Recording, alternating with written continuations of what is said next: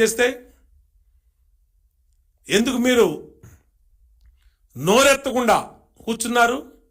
మీకు తెలీదా ఎవరి ఒత్తిడి వల్ల వాళ్ళు పనిచేశారు, ఎవరి ఒత్తిడితో పనిచేశారు, ఎవరి ఒత్తిడి వల్ల వాళ్ళ జీవితాలు నాశనం అయిపోయినాయి అనేది మీకు తెలీదా? నిమ్మకు నీరెత్తినట్టు తేలు కుట్టిన దొంగల్లాగా ఇవాళ ఎవడు మాట్లాడకపోవడానికి కారణం ఏంటని అడుగుతా ఉన్నా పోలీస్ అధికారుల సంఘాన్ని. నేను అందుకనే డిమాండ్ చేస్తా ఉన్నా కొత్త డీజీపీ గారిని. సిట్టు నివేదిక ఇచ్చింది, ఏముందా నివేదికలో? సిట్టు నివేదికని బహిరంగంగా మీరు ప్రెస్ మీట్ పెట్టి చెప్పండి. ఏదో 1500 మీద కేసులు పెట్టాం, 1000 మంది మీద కేసులు పెట్టాం. ఎవరి మీద పెట్టారు కేసులు? అసలు గొడవ కారకులైనటువంటి పిన్నెల్లి బ్రదర్స్ ఉన్నారా దీంట్లో? ఆ సిట్ రిపోర్ట్లో ఎందుకు అరెస్ట్ చేయట్లా వాళ్ళని? ఎందుకు మీరు పిన్నెల్లి రామకృష్ణారెడ్డి సోదరుల్ని అరెస్ట్ చేయటం లేదు? డీజీపీ చెప్పాలి. దీంట్లో బాంబులు, నాటు బాంబులు, పెట్రోల్ బాంబులు. ఆ రోజు ఇలాగే ఎన్నికల్లో, స్థానిక సంస్థల ఎన్నికల్లో మా అభ్యర్థుల్ని నామినేషన్ వేయట్లేదని ఎయిటింగ్ వేయకుండా అడ్డుపడుతున్నారని పిన్నెల్లి రామకృష్ణారెడ్డి చేస్తున్న రౌడీజం మీద పోలీస్ కంప్లైంట్ ఇవ్వడానికి వెళ్తే నా మీద హత్యాయత్నం మాచర్లలో నా మీద హత్యాయత్నం చేసి మళ్ళా నా మీదే కేసు పెట్టించారు. నా మీదే కేసు పెట్టారు.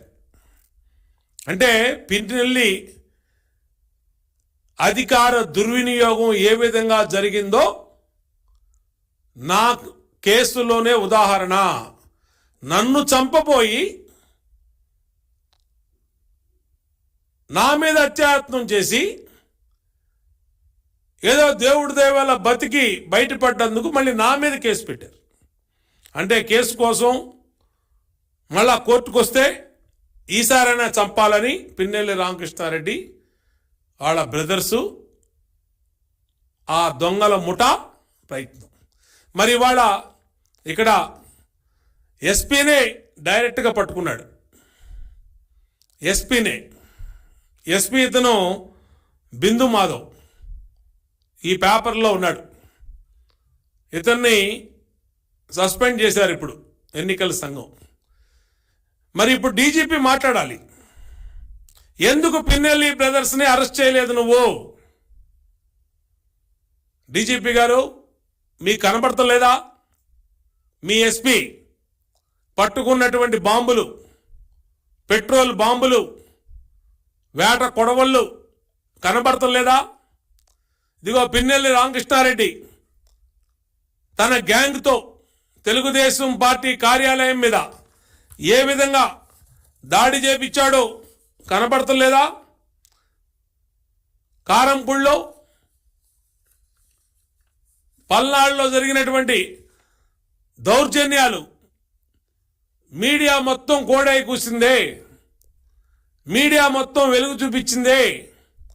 ఎలక్షన్ కమిషను, ఢిల్లీలో ఉన్న ఎలక్షన్ కమిషన్ తెలుసుకొని మీ అధికారులు సస్పెండ్ చేసినా మీరు ఎందుకు చర్యలు తీసుకోవట్లేదు? ఇవాళ చిన్న తప్పులు చేసిన వాళ్ళని అమెరికా నుంచి ఒక పోస్టు ఫార్వర్డ్ చేశారని,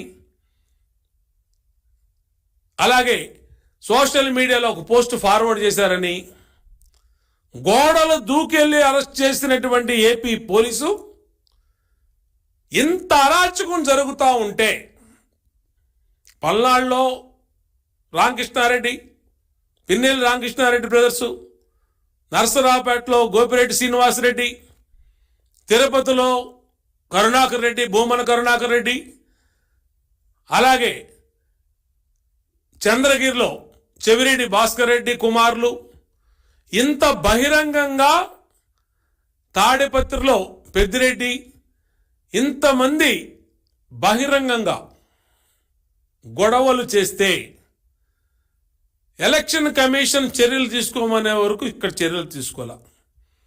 ఎలక్షన్ కమిషన్ ఆదేశాల వరకు సిట్ వేశారు.